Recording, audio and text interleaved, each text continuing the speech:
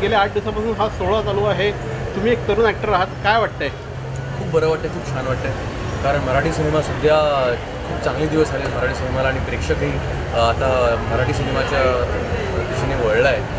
आणि मिट्टा ही खूप मोठी आणि खूप प्रेस्टिजियस फेस्टिवल महेश मांजरेकर यांनी इनिशिएटिव्ह घेऊन त्यांनी सुरू केलेली फेस्टिवल आहे आणि त्याला चांगला प्रतिसाद मिळाला आहे प्रेक्षकांचाही.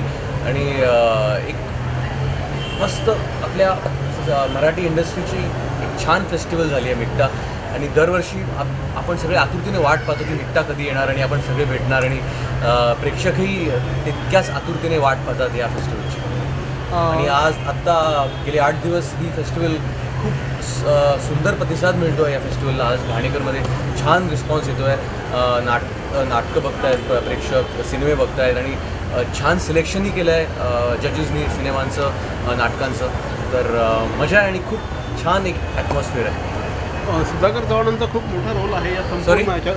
सुधाकर चव्हाणांचा खूप मोठा रोल आहे या सगळ्या ह्याच्यात. सुधाकर चव्हाणांचा काय सांगाल?